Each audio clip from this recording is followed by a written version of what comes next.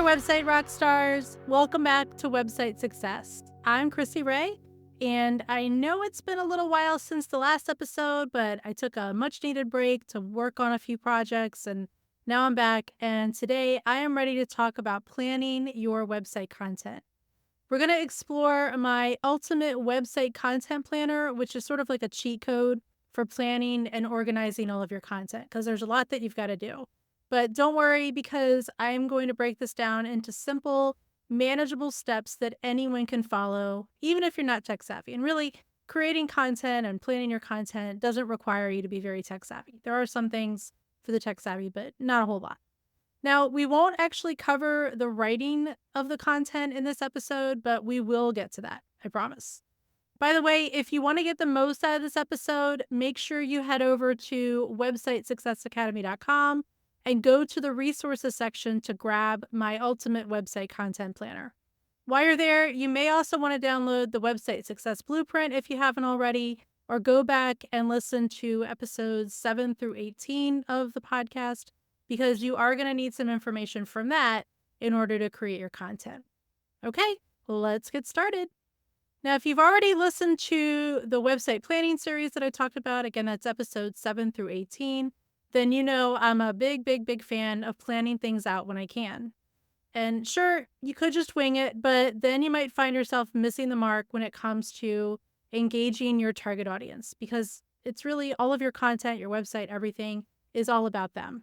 Now, having a well-planned content strategy can help make sure that you're writing your content effectively and really communicating your message, engaging your audience, and ultimately driving the actions that you want that target audience, those visitors to your website, to take. And here's the best part. Spending time on planning now is going to save you tons of time and headaches down the road. So trust me, your future self will thank you for planning now. So where do we start? Well, before we can do that, we do need to rewind just a tiny bit, because before you can actually start planning your content, you do need to go back and figure out your offer, your goals, your target audience, and all of that stuff. And that's not really what I would consider part of planning your content. That's really more part of planning your overall website. And I do cover that in the Website Success Blueprint. And I also covered that previously in episodes 7 through 18 of the podcast. So make sure you go back and listen to all of that. And then after you've got all that figured out, then come back, listen to this, and you can start planning your content. Okay, now for the first real step in planning your content, and that is going to be coming up with your mission statement. You want to use your mission statement as sort of like a North Star for your content. And you can break it down into 3 simple questions. Number 1, what is your business's core purpose? Number 2, who is your target audience? And number 3, how do you solve your target audience's problems or fulfill their needs? Once you've answered those questions, you can combine them into a 2 to 3 sentence mission statement that summarizes those answers. For example, a mission statement for a virtual assistant might be, I help overwhelmed entrepreneurs reclaim their time by managing their administrative tasks efficiently and effectively, allowing them to focus on growing their business. And this might seem small, but trust me, it's very powerful, because every piece of content that you create should align with that mission. So you're going to have focused and consistent messaging across your entire brand. So not just your content for your website, but keep that mission statement in mind for your social media content. If you've got a podcast, keep it in mind for that. Any email newsletters that you send out, you want to keep that mission statement in mind. So again, it's sort of like the North Star for guiding your content. Next thing we're going to do is move on to identifying your values. And the values are the heart and soul of your business. They're going to be what you stand for and what you believe in, and what your business stands for and what your business believes in. When your content consistently reflects your values, it's going to build trust and loyalty with your audience. Now, in the content planner, I guide you through reflecting on your business's guiding principles, considering your personal values and how they align with your business, and identifying values that resonate with your target audience. And the goal is going to be to narrow it down to 3 to 5 core values that truly represent your business. Those values should be authentic, memorable, and easy for you to communicate. So for instance, A sustainable clothing brand might have values like environmental responsibility, ethical production, and transparency. Once you've got your values nailed down, it's time to move on to your vision statement. While your mission statement is all about the here and now, your vision statement is about the future. It's going to be your big, audacious goal for your business. Where do you see your business going? What impact do you want to make? It should be a big, audacious goal. It should be inspiring and ambitious. It's going to be what gets you out of bed in the morning, excited to work on your business. And for your audience, it's going to give them a sense of where you're headed and why they should come along for the ride. So, for example, a vision statement for an online education platform might be to create a world where quality education is accessible to everyone, regardless of their location or financial situation. All right, now we're going to get to one of my personal favorite parts, establishing your website's personality. I want you to do something for me. Close your eyes for a moment and imagine your website as a person. Who are they? Are they a 40-something mom who juggles a family and her own business, but still has time for self-care? Or maybe they're the 40-something mom who's really struggling to keep it all together, but uses her wicked sense of humor to get herself through the day. Or maybe they're you, and maybe you're one of those two. I actually work with a lot of women business owners who use their own personalities for their websites. They create a persona that's based on them. And that's totally okay when that personality is what resonates with their target audience and what reflects the business in general. So the key here is to create a persona that does resonate with that target audience while still staying true to your mission, values, and vision. And this persona, this personality, is going to guide your way when you write your content, the tone you use, and eventually you might even use it for the design choices that you make when it comes to your logo, your colors, your fonts, and the visual appearance of your website. In the planner, I ask you to describe your website's personality, the specific words or phrases that this personality or person might use, and the communication style and emotional tone that your website should have. Documenting all of that can be incredibly helpful in maintaining a consistent voice across all of your media. So not just your website, but all of your content, including your social media, printed materials, email newsletters, your blog, and any other content that you create. Now that we've got the foundational elements in place, it's time to establish your content goals. This is where we get really specific by answering questions like, why will people visit your website? What do you want to achieve with your content? What content will customers need to see before they will make a purchase? What objections will you need to proactively address? What questions can you proactively answer?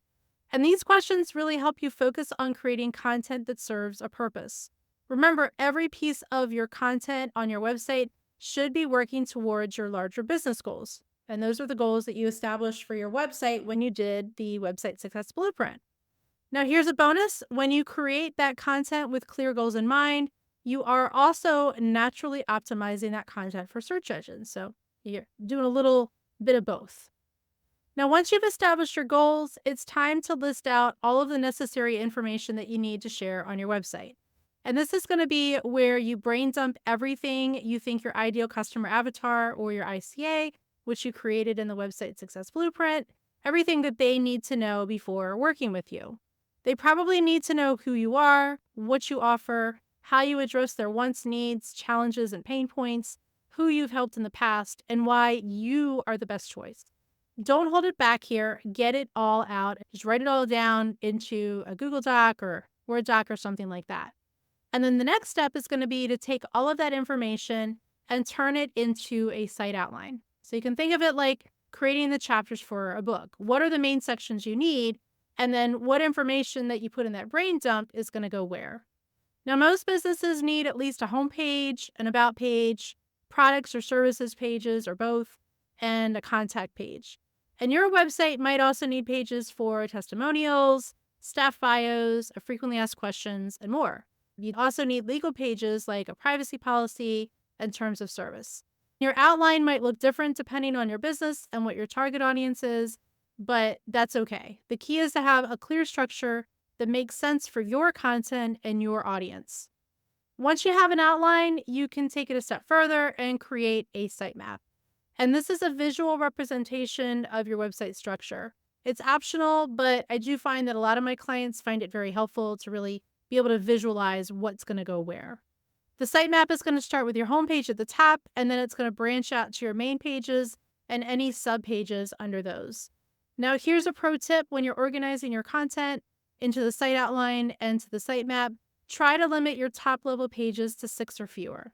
Any more than that can overwhelm your visitors. So, if you find yourself with more than 6 main sections, see if you can combine some of them or nest them under other pages.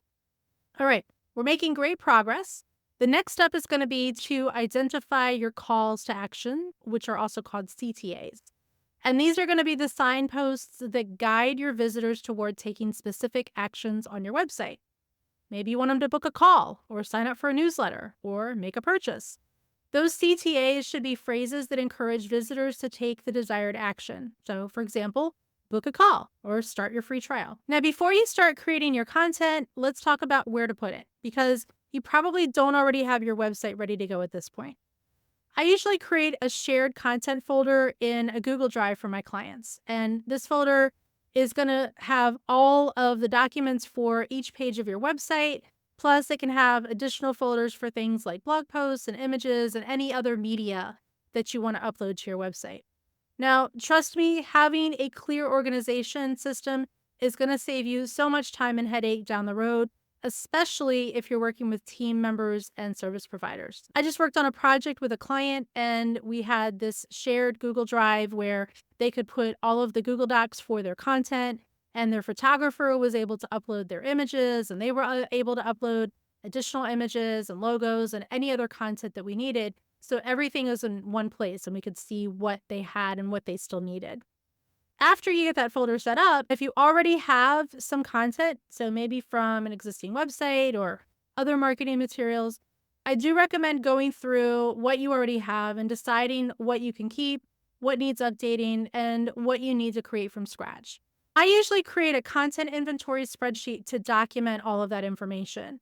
And you can find an example of that inventory spreadsheet in my content planner. So if you're going to use that, make sure you grab that content inventory spreadsheet. The next thing I like to do is collect all of my social proof. And this is going to include testimonials, reviews, media mentions, and expert endorsements, all of which are invaluable when it comes to building trust with your audience.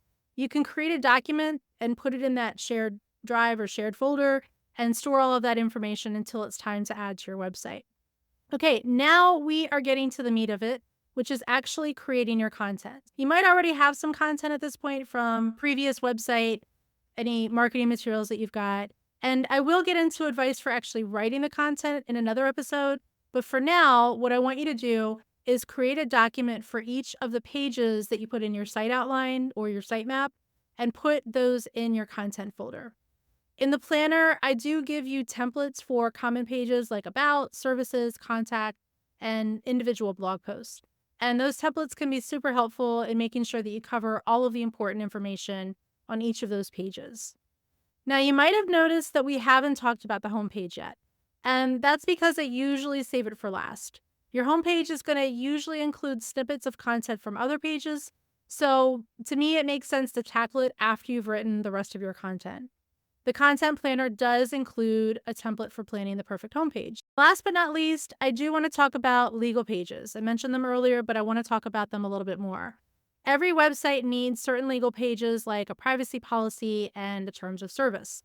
And depending on your content and where your customers are located, you might also need a disclaimer, cookie policy, and cookie notice. Now, unless you're an attorney, I strongly recommend using a service like Termageddon, which is what we use with all of our clients. And that service is going to generate all of those legal documents for you. You're going to answer a bunch of questions and it spits out the policies for you. I'm not an attorney, so I can't advise you. I can't tell you what documents your website is going to need, but it's a good idea to use a service like Termageddon or speak with an attorney to figure it out because it's going to be better to get it right than to risk legal issues down the line. All right, I know we've covered a lot of ground today, and I know it might seem a little overwhelming, but remember, you don't have to do it all at once. Take it step by step, and before you know it, you will have a solid plan for your website's content. And the best part, this plan isn't just for your website. It can help to maintain consistency across all of your marketing materials. So, from your social media posts to email newsletters and everything in between. Remember, the Ultimate Website Content Planner is available in the resources section at websitesuccessacademy.com. It's going to walk you through each of the steps in detail, and it's also going to give you templates and worksheets to make the process easier. And it doesn't get into any of the details about actually writing your content, but the templates do have a lot of suggestions for that. And I will talk about that in a future episode. Creating content for your website is a journey, but it is well worth it. With a solid plan in place, you'll be well on your way to creating a website that truly represents your business and resonates with your target audience. And here's something exciting to think about.